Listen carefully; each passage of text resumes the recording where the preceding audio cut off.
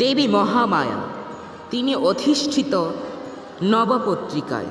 নবপত্রিকা হল 9 শস্যবধূ, যেখানে 9 ভিন্ন দেবী অধিষ্ঠিত।